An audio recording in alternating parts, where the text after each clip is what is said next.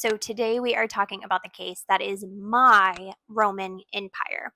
In the year 2000, two brothers committed a week-long spree of terror in Wichita, Kansas. And this is my case, the one I know the most about and the one I want to get out there because these victims were all amazing people. So let's dive in. So, we're going to start from the very beginning here. And like I said, these victims were all amazing people. And I just want to share more information about this and get this case out. So, the first victim was Andrew Schreiber. Now, he was an assistant baseball coach at Newman University. He loved the outdoors. He said that he loved baseball since he could walk. Now, this is what happened on December 8th, 2000. He was leaving the Come and Go, and he crossed paths with the two brothers, Carr brothers, and they kidnapped him. And then they took him to various ATMs and made him withdraw all of his money. Then they took him out into a deserted area. They shot out the tires on his car and then fled in their car, leaving him stranded in the middle of nowhere. He did end up surviving this and being able to identify who did this to him. And that becomes very important later. The brothers were pretty smart here. They laid low for a few days. But then on December 11th, about 5:30 p.m., they spotted Ann Walenta. Like I said, these victims are the greatest people. So Ann was leaving to go to a practice with the Wichita Symphony Orchestra. It just makes my skin crawl. She noticed a light sedan following her, right? But she didn't think anything of it. She went to her practice, and when she came home, she realized that the same sedan was following her home. This was all about 9:30 p.m. They followed her to her house, and when she pulled in the driveway, one of the brothers got out.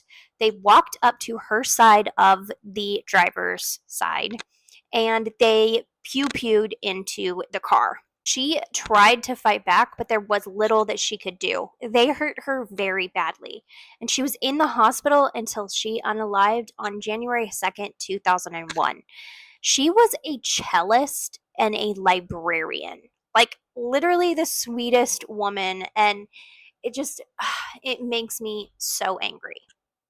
So Anne also identified the people who did this, and it matched the same as Andrew Schreiber. So the police were kind of looking for someone, but again, the Carr brothers laid low.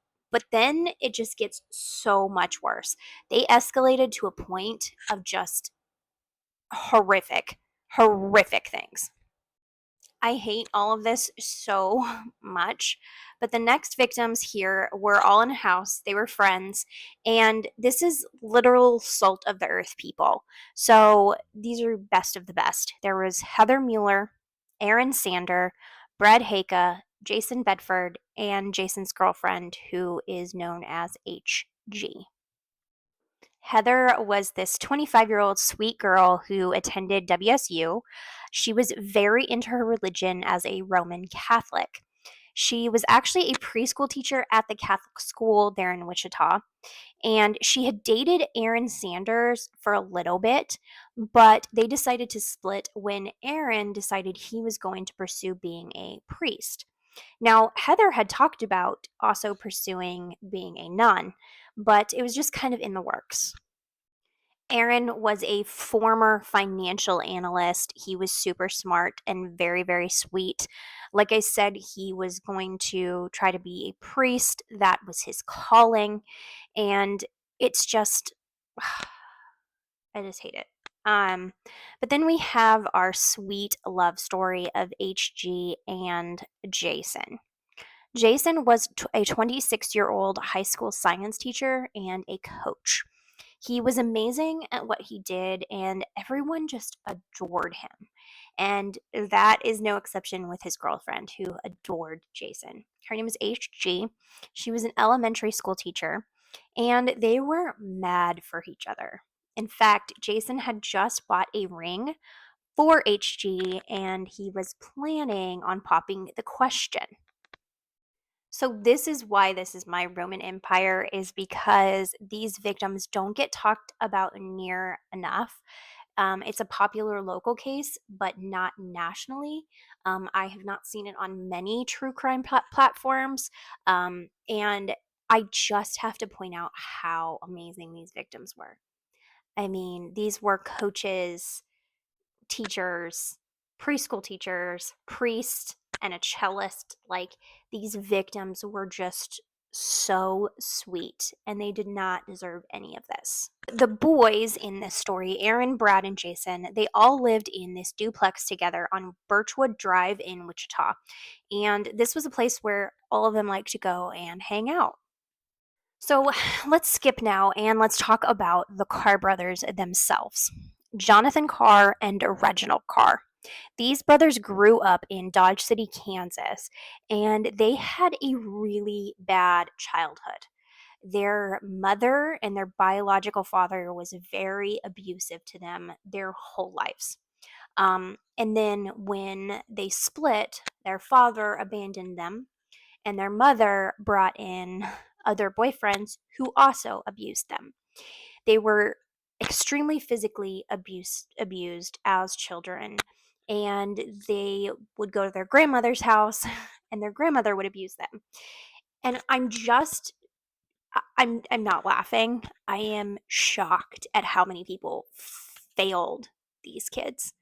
And that is why we have what we have. I mean, no excuses, but this these boys' childhoods were horrendous. They were also allegedly SA'd as young boys. They have not said that themselves, but their siblings say that all of them were growing up. So they had a very hard time growing up. And Reginald was dealing very early at the age of 11 and got caught up in a lot of bad things. His younger brother, Jonathan, tried to commit at an early age and then went on to follow in Reginald's footsteps. And Jonathan would, they say, like follow everything Reginald told him to do. Most of the crimes that the boys did were robbery, just small things, but it escalated very quickly and everything went bad very quickly after the two people.